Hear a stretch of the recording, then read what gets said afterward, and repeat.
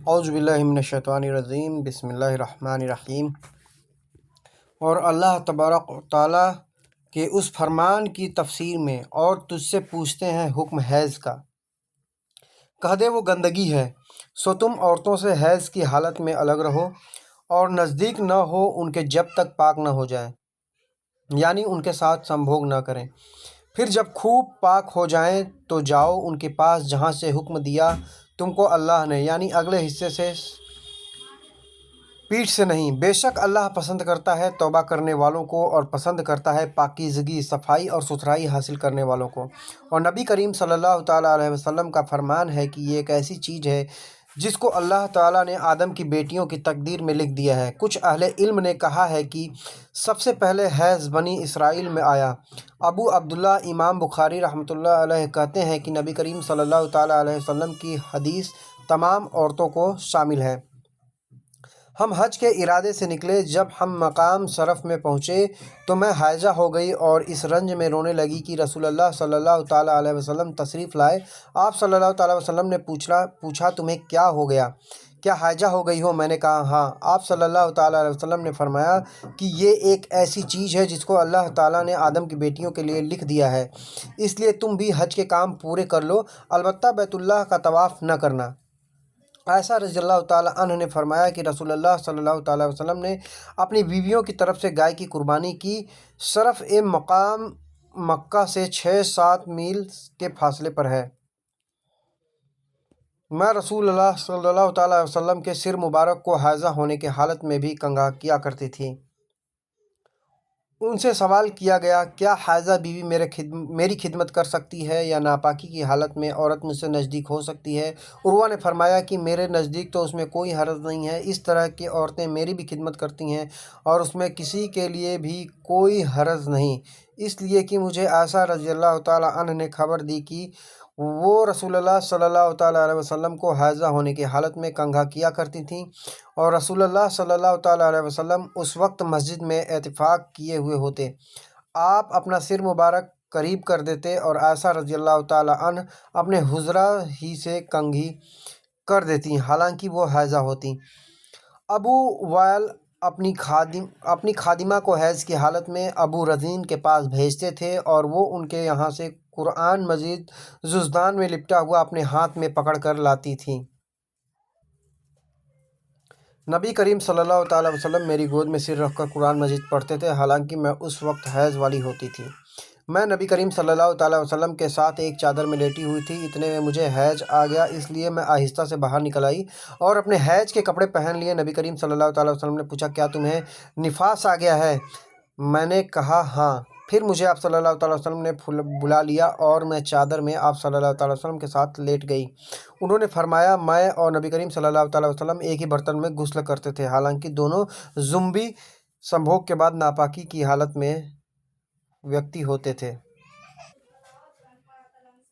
اور آپ صلی اللہ تعالیٰ علیہ وسلم مجھے حکم فرماتے، اس لیے میں ازار باندھ لیتی، پھر آپ صلی اللہ تعالیٰ علیہ وسلم میرے ساتھ مباشرت کرتے، اس وقت میں حائضہ ہوتی، اور آپ صلی اللہ تعالیٰ وسلم اپنا سر مبارک میری طرف کر دیتے، اس وقت آپ صلی اللہ تعالیٰ علیہ وسلم اعتکاف میں بیٹھے ہوئے ہوتے اور میں حیض کی حالت میں ہونے کے باوجود آپ صلی اللہ تعالیٰ علیہ وسلم کا سر مبارک دھو دیتی۔ آپ نے فرمایا، ہم بیویوں میں سے کوئی جب حائضہ ہوتی ہے، اس حالت میں رسول اللہ صلی اللہ تعالیٰ علیہ وسلم اگر مباشرت کا ارادہ کرتے تو آپ صلی اللہ تعالیٰ علیہ وسلم ازار باندھنے کا حکم دے دیتے، باوجود حیض کی زیادتی کے، پھر بدن سے بدن ملاتے۔ آپ نے کہا، تم میں ایسا کون ہے جو نبی کریم صلی اللہ تعالیٰ وسلم کی طرح اپنی شہوت پر قابو رکھتا ہو؟ اس حدیث کی پیروی خالد اور زریر نے شیبانی کی روایت سے کی ہے۔ یہاں بھی مباشرت سے ساتھ لیٹنا بیٹھنا مراد ہے۔ جب نبی کریم صلی اللہ تعالیٰ وسلم اپنی بیویوں میں سے کسی سے مباشرت کرنا چاہتے اور وہ حائضہ ہوتی تو آپ صلی اللہ تعالیٰ وسلم کے حکم سے وہ پہلے ازار باندھ لیتی، اور سفیان نے شیبانی سے اس کو روایت کیا ہے۔ رسول اللہ صلی اللہ تعالیٰ وسلم عید الاضحیٰ یا عید الفطر میں عیدگاہ تشریف لے گئے۔ وہاں آپ صلی اللہ تعالیٰ وسلم عورتوں کے پاس سے گزرے اور فرمایا، اے عورتوں کی جماعت، صدقہ کرو کیونکہ میں نے جہنم میں زیادہ تمہیں کو دیکھا ہے۔ انہوں نے کہا، یا رسول اللہ ایسا کیوں؟ آپ صلی اللہ علیہ وسلم نے فرمایا کہ تم پھٹکار تانے بہت کرتی ہو اور شوہر کی ناشکری کرتی ہو، باوجود عقل اور دین میں ناقص ہونے کے میں نے تم سے زیادہ کسی اور کو ایک عقلمند اور تجربے کار آدمی کو دیوانہ بنا دینے والا نہیں دیکھا۔ عورتوں نے کہا کہ ہمارے دین اور ہماری عقل میں نقصان کیا ہے یا رسول اللہ۔ آپ صلی اللہ تعالیٰ وسلم نے فرمایا، کیا عورت کی شہادت مرد کی شہادت سے آدھی نہیں ہے؟ انہوں نے کہا، جی ہے۔ آپ صلی اللہ تعالیٰ وسلم نے فرمایا، بس یہی اس کی عقل کا نقصان ہے۔ پھر آپ نے پوچھا، کیا ایسا نہیں ہے کہ جب عورت حائضہ ہو تو نماز نہ پڑھ سکتی ہے، نہ روزہ رکھ سکتی ہے؟ عورت نے کہا، ایسا ہی ہے۔ آپ صلی اللہ علیہ وسلم نے فرمایا کہ یہی اس کے دین کا نقصان ہے۔ ابراہیم نے کہا کہ آیت پڑھنے میں کوئی حرج نہیں، اور حضرت عبداللہ بن عباس رضی اللہ تعالیٰ عنہ جنبی سنبھوگ کے بعد ناپاکی کی حالت میں ویکتی کے لیے قرآن مجید پڑھنے میں کوئی حرج نہیں سمجھتے تھے، اور نبی کریم صلی اللہ تعالیٰ علیہ وسلم ہر وقت اللہ کا ذکر کیا کرتے تھے۔ امام عطیہ نے فرمایا، ہمیں حکم ہوتا تھا کہ ہم حیض والی عورتوں کو بھی عید کے دن باہر نکالیں، اس لیے وہ مرد کے ساتھ تکبیر کہتی ہوئی دعا کرتی۔ ابن عباس رضی اللہ تعالیٰ عنہ نے فرمایا کہ ان سے ابو سفیان نے بیان کیا کہ ہرقل نے نبی کریم صلی اللہ تعالیٰ وسلم کے خط کو طلب کیا اور اسے پڑھا۔ اس میں لکھا ہوا تھا، شروع کرتا ہوں میں اللہ کے نام سے جو بڑا مہربان بہت ہی رحم والا ہے۔ اے کتاب والوں، ایک ایسے کلمہ کی طرف آؤ جو تمہارے اور تمہارے بیچ ساجھا ہے کہ ہم خدا کے سوا کسی کی بندگی نہ کریں اور اس کا کسی کو شریک نہ ٹھہرائیں۔ اللہ تبارک و تعالیٰ کے قول مسلمون تک عطا نے جابر کے حوالے سے بیان کیا کہ حضرت عائشہ رضی اللہ تعالیٰ عنہ کو حج میں حیض آ گیا تو آپ نے تمام مناسک پورے کیے سوائے بیت اللہ کے طواف کے، اور آپ نماز بھی نہیں پڑھتی تھیں۔ اور حکم نے کہا میں جنبی سنبھوگ کے بعد ناپاکی کی حالت میں ویکتی ہونے کے باوجود ذبح کرتا ہوں، جبکہ اللہ تعالیٰ نے فرمایا ہے کہ جس ذبح پر اللہ کا نام نہ لیا گیا ہو اسے نہ کھاؤ۔ ہم رسول اللہ صلی اللہ تعالیٰ وسلم کے ساتھ حج کے لیے اس طرح نکلے کہ ہماری زبانوں پر حج کے علاوہ اور کوئی ذکر ہی نہ تھا۔ جب ہم مقام صرف پہنچے تو مجھے حیض آ گیا۔ اس غم سے میں رو رہی تھی کہ نبی کریم صلی اللہ تعالیٰ علیہ وسلم تشریف لائے۔ آپ صلی اللہ تعالیٰ وسلم نے پوچھا کہ کیوں رو رہی ہو؟ میں نے کہا، کاش میں اس سال حج کا ارادہ ہی نہ کرتی۔ آپ صلی اللہ تعالیٰ وسلم نے فرمایا، شاید تمہیں حیض آ گیا ہے؟ میں نے کہا، جی ہاں۔ آپ صلی اللہ تعالیٰ وسلم نے فرمایا، یہ چیز تو اللہ تعالیٰ نے آدم کی بیٹیوں کے لیے مقرر کر دی ہے، اس لیے تم جب تک پاک نہ ہو جاؤ طواف بیت اللہ کے علاوہ حاجیوں کی طرح تمام اعمال کو انجام دو۔ فاطمہ ابی حبیش کی بیٹی نے رسول اللہ صلی اللہ تعالیٰ وسلم کے کہا کہ یا رسول اللہ، میں تو پاک ہی نہیں ہوتی، تو کیا میں نماز بالکل چھوڑ دوں؟ نبی کریم صلی اللہ تعالیٰ وسلم نے فرمایا کہ یہ نفس کا خون ہے، حیض نہیں۔ اس لیے جب حیض کے دن جن میں کبھی پہلے تمہیں عادت کے طور پر آیا کرتا تھا آئے تو نماز چھوڑ دے، اور اب انداز کے مطابق وہ دن گزر جائیں تو خون دھو ڈال اور نماز پڑھ۔ ایک عورت نے رسول اللہ صلی اللہ تعالیٰ علیہ وسلم سے سوال کیا۔ اس نے پوچھا کہ یا رسول اللہ، آپ ایک ایسی عورت کے متعلق کیا فرماتے ہیں جس کے کپڑے پر حیض کا خون لگ گیا ہو؟ تو رسول اللہ صلی اللہ تعالیٰ علیہ وسلم نے فرمایا کہ اگر کسی عورت کے کپڑے پر حیض کا خون لگ جائے تو چاہیے کہ اسے رگڑ ڈالے، اس کے بعد اسے پانی سے دھوئے، پھر اس کپڑے میں نماز پڑھ لے۔ آپ نے فرمایا کہ ہمیں حیض آتا تو کپڑے کو پاک کرتے وقت ہم خون کو مل دیتے، پھر اس جگہ کو دھو لیتے اور تمام کپڑے پر پانی بہا دیتے اور اسے پہن کر نماز پڑھتے۔ نبی کریم صلی اللہ تعالیٰ علیہ وسلم کے ساتھ آپ صلی اللہ تعالیٰ علیہ وسلم کی کچھ بیویوں نے اتفاق کیا، حالانکہ وہ حائضہ عورتیں تھیں اور انہیں خون آتا تھا، اس لیے خون کی وجہ سے تھال اکثر اپنے نیچے رکھ لیتی۔ اور اکرمہ نے کہا کہ عائشہ رضی اللہ تعالیٰ عنہ نے کسم کا پانی دیکھا تو فرمایا کہ یہ تو ایسا ہی معلوم ہوتا ہے جیسے فلاں صاحبہ کو استحاضے کا خون آتا تھا۔ رسول اللہ صلی اللہ تعالیٰ وسلم کے ساتھ آپ صلی اللہ تعالیٰ وسلم کی بیویوں میں سے ایک نے اتفاق کیا، وہ خون اور زردی نکلتے دیکھتی، تھال ان کے نیچے ہوتا اور نماز ادا کرتی تھیں۔ نبی صلی اللہ تعالیٰ وسلم کی پاک بیویوں میں سے کچھ نے اتفاق کیا، حالانکہ وہ حائضہ عورت تھیں۔ اوپر والی روایت میں انہی کا ذکر ہے۔ ہمارے پاس صرف ایک کپڑا ہوتا تھا جسے ہم حیض کے وقت پہنتے تھے، جب اس میں خون لگ جاتا تو اس پر تھوک ڈال دیتے اور پھر اسے ناخنوں سے مچل دیتے۔ ہمیں کسی میت پر 3 دن سے زیادہ شوک کرنے سے منع کیا جاتا ہے، لیکن شوہر کی موت پر 4 مہینے 10 دن کے شوک کا حکم تھا۔ ان دنوں میں ہم نے ہم نہ سرما لگاتی نہ خوشبو اور عذب یمن کی بنی ہوئی ایک چادر جو رنگین بھی ہوتی تھی کے علاوہ کوئی رنگین کپڑا ہم استعمال نہیں کرتی تھیں، اور ہمیں عدت کے دنوں میں حیض کے غسل کے بعد کچھ اظفار استعمال کرنے کی اجازت تھی اور ہمیں جنازہ کے پیچھے چلنے سے منع کیا جاتا تھا۔ اس حدیث کو ہشام بن حسان نے حفصہ سے، انہوں نے عطیہ سے، انہوں نے نبی کریم صلی اللہ تعالیٰ علیہ وسلم سے روایت کیا ہے، اور یہ کہ عورت کیسے غسل کرے اور مسک میں بسا ہوا کپڑا لے کر خون لگی ہوئی جگہوں پر اسے پھیرے۔ ایک انصاریہ عورت نے رسول اللہ صلی اللہ تعالیٰ علیہ وسلم سے پوچھا کہ میں حیض کا غسل کیسے کروں؟ آپ صلی اللہ تعالیٰ علیہ وسلم نے فرمایا کہ مسک میں بسا ہوا کپڑا لے کر اس سے پاکی حاصل کر۔ اس نے پوچھا اس سے کس طرح پاکی حاصل کروں؟ آپ صلی اللہ تعالیٰ علیہ وسلم نے فرمایا اس سے پاکی حاصل کر۔ اس نے دوبارہ پوچھا کہ کس طرح؟ آپ صلی اللہ تعالیٰ علیہ وسلم نے فرمایا سبحان اللہ، پاکی حاصل کر۔ پھر میں نے اسے اپنی طرف کھینچ لیا اور کہا کہ اسے خون لگی ہوئی جگہوں پر پھیر لیا کر۔ انصاریہ عورت نے رسول اللہ صلی اللہ تعالیٰ علیہ وسلم سے پوچھا کہ میں حیض کا غسل کیسے کروں؟ آپ صلی اللہ تعالیٰ علیہ وسلم نے فرمایا کہ ایک مسک میں بسا ہوا کپڑا لے اور پاکی حاصل کر۔ یہ آپ صلی اللہ تعالیٰ علیہ وسلم نے 3 بار فرمایا۔ پھر نبی کریم صلی اللہ تعالیٰ علیہ وسلم شرمائے اور آپ صلی اللہ تعالیٰ علیہ وسلم نے اپنا چہرہ مبارک پھیر لیا یا فرمایا کہ اس سے پاکی حاصل کر۔ پھر میں نے انہیں پکڑ کر کھینچ لیا اور نبی کریم صلی اللہ تعالیٰ علیہ وسلم جو بات کہنا چاہتے تھے وہ میں نے اسے سمجھائی۔ میں نے نبی کریم صلی اللہ تعالیٰ وسلم کے ساتھ حجۃ الوداع میں تمتع کرنے والوں میں تھی اور ہدی یعنی قربانی کا جانور اپنے ساتھ لے گئی تھی۔ عائشہ رضی اللہ تعالیٰ عنہ نے اپنے متعلق بتایا کہ پھر وہ حائضہ ہو گئیں اور عرفہ کی رات آ گئی اور ابھی تک وہ پاک نہیں ہوئی تھی، اس لیے انہوں نے رسول اللہ صلی اللہ تعالیٰ وسلم سے کہا کہ یا رسول اللہ، آج عرفہ کی رات ہے اور میں عمرہ کی نیت کر چکی تھی۔ رسول اللہ صلی اللہ تعالیٰ وسلم نے فرمایا کہ اپنے سر کو کھول ڈال اور کنگھا کر اور عمرہ کو چھوڑ دے۔ میں نے ایسا ہی کیا۔ پھر میں نے حج پورا کیا اور رات الحصبہ میں عبد الرحمن بن ابو بکر کو نبی کریم صلی اللہ تعالیٰ وسلم نے حکم دیا، وہ مجھے اس عمرے کے بدلے میں جس کی نیت میں نے کی تھی تنعیم سے دوسرا عمرہ کرا لائے۔ ہم ذی الحجہ کا چاند دیکھتے ہی نکلے۔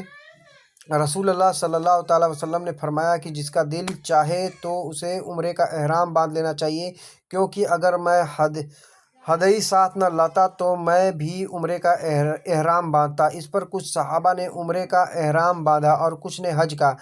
میں بھی ان لوگوں میں سے تھی جنہوں نے عمرے کا احرام باندھا تھا، مگر عرفہ کا دن آ گیا اور میں حیض کی حالت میں تھی۔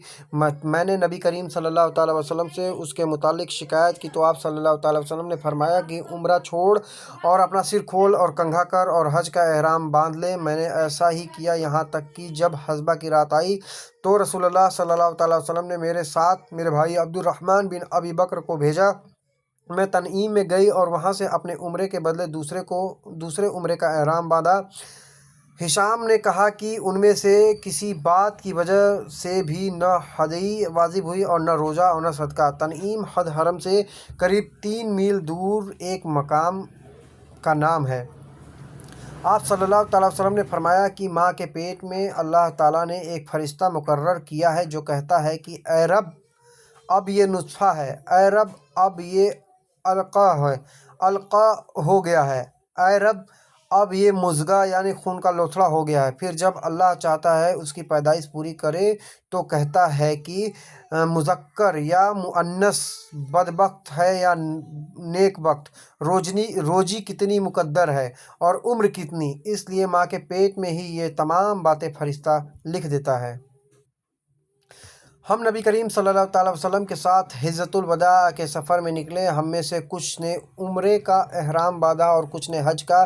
پھر ہم مکہ آئے اور نبی کریم صلی اللہ تعالیٰ وسلم نے فرمایا کہ جس نے عمرے کا احرام باندھا ہو اور قربانی کا جانور ساتھ نہ لایا ہو تو وہ حلال ہو جائے، اور پھر جس نے عمرے کا احرام باندھا ہو اور وہ قربانی بھی ساتھ لایا ہو تو وہ اپنی قربانی سے پہلے حلال نہ ہوگا، اور جس نے حج کا احرام باندھا ہو تو اسے حج پورا کرنا چاہیے۔ عائشہ رضی اللہ تعالیٰ عنہ نے کہا کہ میں حائضہ ہو گئی اور عرفہ کا دن آ گیا۔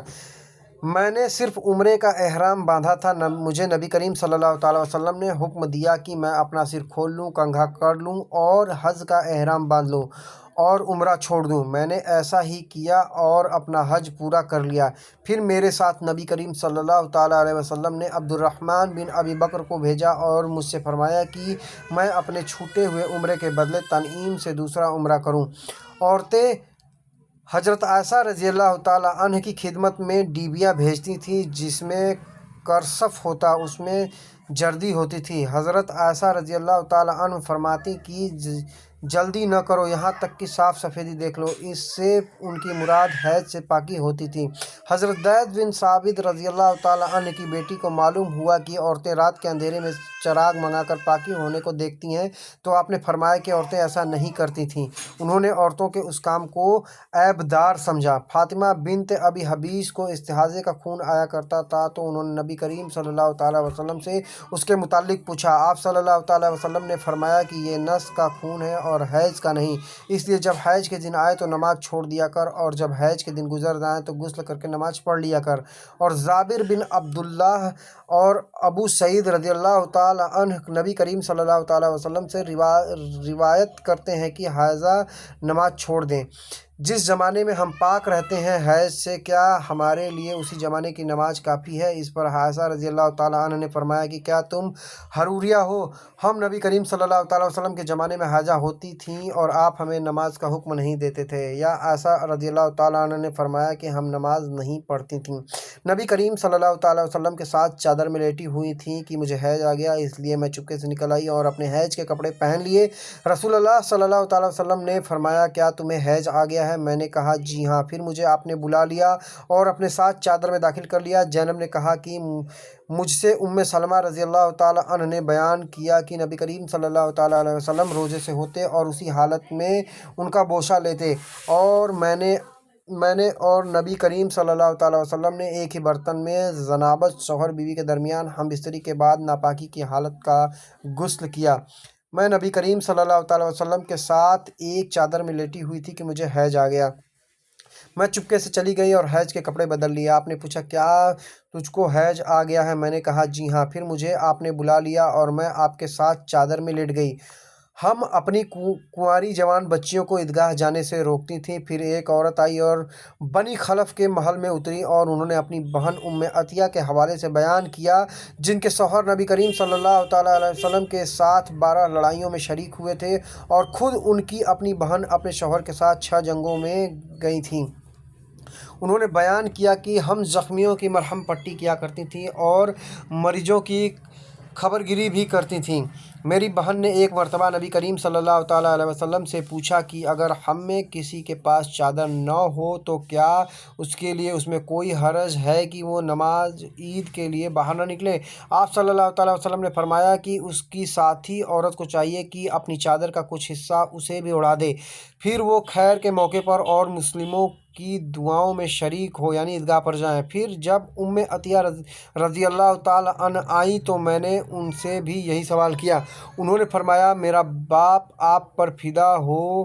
ہاں، آپ صلی اللہ تعالیٰ علیہ وسلم نے یہ فرمایا تھا۔ اور عطیہ رضی اللہ تعالیٰ عنہ جب بھی نبی کریم صلی اللہ تعالیٰ علیہ وسلم کا ذکر کرتی تو یہ ضرور فرماتی کہ میرا باپ آپ صلی اللہ تعالیٰ علیہ وسلم پر فدا ہو۔ انہوں نے کہا میں نے آپ کو یہ کہتے ہوئے سنا تھا کہ جوان لڑکیاں، پردے والیاں اور حائضہ عورتیں بھی باہر نکلیں اور خیر کے موقعوں میں اور مسلمانوں کی دعاؤں میں شریک ہوں اور حائضہ عورت جائیں نماز سے دور رہیں۔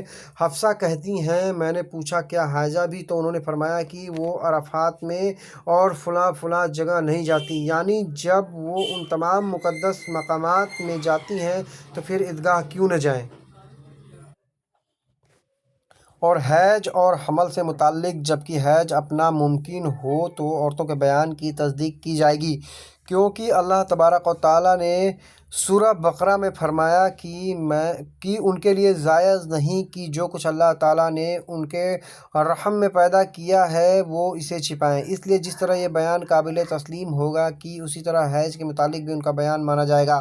اور حضرت علی رضی اللہ تعالیٰ عنہ اور قاضی شریح سے نقل ہوئی ہے کہ اگر عورت کے گھرانے کا کوئی آدمی گواہی دے اور دیندار بھی ہو کہ یہ عورت ایک مہینے میں 3 مرتبہ حائضہ ہوتی ہے تو اس کی تصدیق کی جائے گی۔ اور عطا بن ابی رباح نے کہا کہ عورت کے حیض کے دن اتنے ہی قابل تسلیم ہوں گے جتنے پہلے اس کی عادت کے تحت ہوتے ہیں، یعنی طلاق وغیرہ سے پہلے۔ ابراہیم نخعی نے بھی یہی کہا ہے، اور عطا نے کہا کہ حیض کم سے کم 1 دن اور زیادہ سے زیادہ 15 دن تک ہو سکتا ہے۔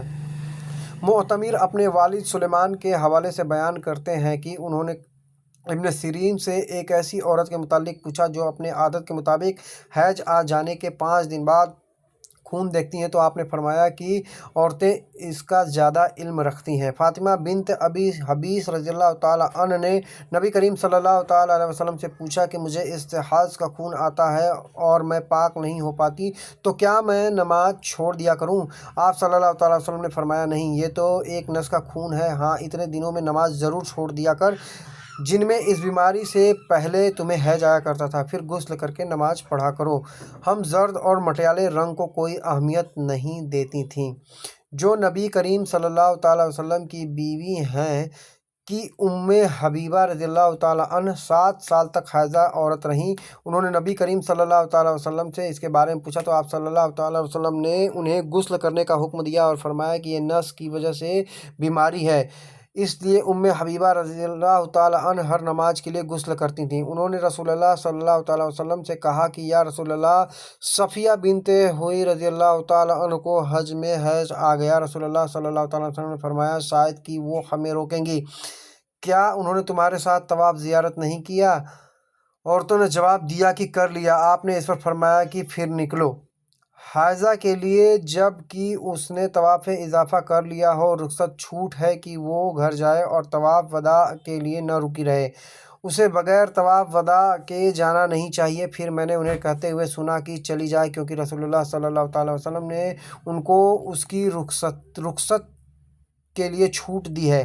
ابن عباس رضی اللہ تعالیٰ عنہ نے فرمایا کہ غسل کرے اور نماز پڑھے، حالانکہ دن میں تھوڑی دیر کے لیے ایسا ہوا ہو، اور اس کا شوہر نماز کے بعد اس کے پاس آئے، کیونکہ نماز سب سے زیادہ عظمت والی چیز ہے۔ نبی کریم صلی اللہ تعالیٰ علیہ وسلم نے فرمایا کہ جب حیض کا زمانہ آئے تو نماز چھوڑ دے، اور جب یہ زمانہ گزر جائے تو خون کو دھو اور نماز پڑھ۔ اور ایک عورت ام کعب جچکی میں مر گئی تو رسول اللہ صلی اللہ تعالیٰ علیہ وسلم نے ان کی نماز جنازہ پڑھی۔ اس وقت آپ صلی اللہ تعالیٰ علیہ وسلم ان کے جسم کے بیچ کھڑے ہو گئے۔ میں نے اپنی خالہ میمونہ رضی اللہ تعالیٰ عنہ سے، جو نبی کریم صلی اللہ تعالیٰ علیہ وسلم کی پاک بیوی تھی، سنا کہ میں حائضہ ہوتی تو نماز نہیں پڑھتی تھی، اور یہ کہ آپ رسول اللہ صلی اللہ تعالیٰ علیہ وسلم کے گھر میں نماز پڑھنے کی جگہ کے قریب لیٹی ہوتی تھی۔